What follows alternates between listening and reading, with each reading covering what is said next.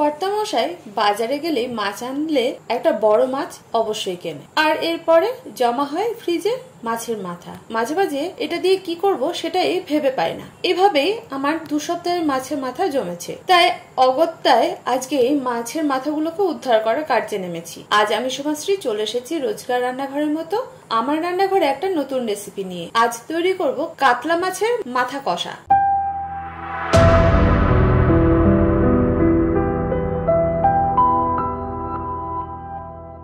এবার বলে নি এটার জন্য কি কি উপকরণ লাগবে। হ্যাঁ, এটার জন্য অবশ্যই লাগবে মাছের মাথা, সেটা কাতলা হোক বা রুই হোক। আমি 2টো বড় সাইজের মাছের মাথা ছোট ছোট পিস করে নিয়েছি।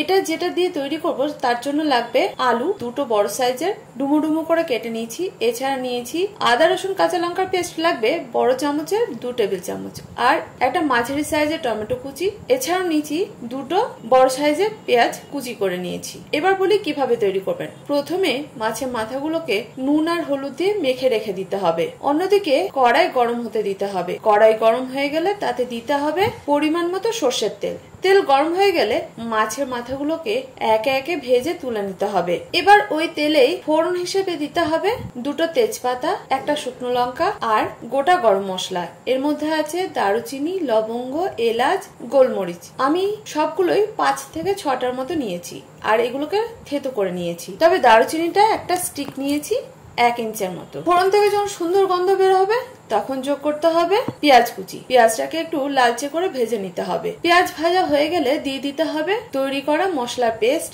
আর টমেটো কুচিটাকে। এটাকেও ভালোভাবে কষাতে হবে, কারণ আদা রসুনের গন্ধ না যাওয়া পর্যন্ত অন্য কিছু দিলে এইটার টেস্টটা নষ্ট হয়ে যাবে। তবে রান্নাটা করতে হবে হালকা আঁচে। আদা রসুনের যখন গন্ধ চলে যাবে তখন দিয়ে দিতে হবে কেটে রাখা আলু, আর এই সময় যোগ করতে হবে স্বাদ অনুযায়ী নুন, 1 চা চামচ হলুদ গুঁড়ো, 1/2 চা চামচ কাশ্মীরি লঙ্কার গুঁড়ো, 1.5 চা চামচ জিরে গুঁড়ো। এখন এই শুকনো মশলাগুলোকে বাকি মশলার সাথে কষাতে হবে। তবে এক্ষেত্রে দিয়ে দিতে হবে কিছুটা জল। জল দিলে রান্নাটা খুব ভালো কষানো যায় আর খেতে টেস্টিও হয়। তবে খুব বেশি জল দেওয়া যাবে না।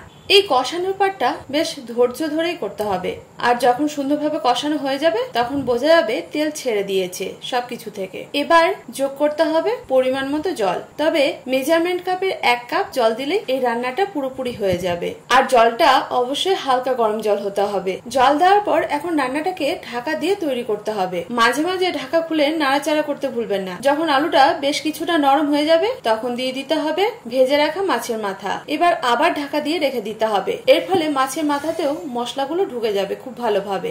রান্না যখন পুরোপুরি কমপ্লিট তখন দিয়ে দিতে হবে 1 চা চামচ গরম মশলা গুঁড়ো, আর সবশেষে যোগ করতে হবে 1 টেবিল চামচ গাওয়া ঘি। একবার এভাবে রান্না করে দেখুন, আমি কথা দিচ্ছি যে কোনো ধরনের দামি দামি রান্নাকেও হার মানাবে। বিশ্বাস হচ্ছে না তো? তাহলে তৈরি করে ফেলুন, আর কেমন হয়েছিল সেটা কিন্তু কমেন্ট করে জানাতে ভুলবেন না। তবে আমি জানি এই রান্নাটা অনেকেই তৈরি করেন, হয়তো অন্য কোনো পদ্ধতিতে। আর যদি এভাবেই তৈরি করে থাকেন তাহলে আপনারাই কমেন্ট করবেন যে এটা সত্যি কেমন খেতে হয়। আর যারা তৈরি করেননি কখনো এভাবে, তাহলে একবার ট্রাই করতে ভুলবেন না। যাই হোক, আমার রান্না বা রেসিপি ভালো লাগলে লাইক শেয়ার করতে ভুলবেন না। আজকেই যারা প্রথম আমার রান্না দেখছেন, ইউটিউব থেকে দেখে থাকলে চ্যানেলটাকে সাবস্ক্রাইব করবেন। ফেসবুক থেকে দেখে থাকলে পেজটাকে ফলো করতে ভুলবেন না। যারা প্রথম দিন থেকে আমার সঙ্গে আছেন তাদেরকে অসংখ্য ধন্যবাদ। এভাবেই আমার সঙ্গে থাকুন, আমার পাশে থাকুন। আজ এই পর্যন্ত, দেখা হচ্ছে পরবর্তী ভিডিওতে। আপনারা ভালো থাকুন, সুস্থ থাকুন এই কামনা করি। ধন্যবাদ।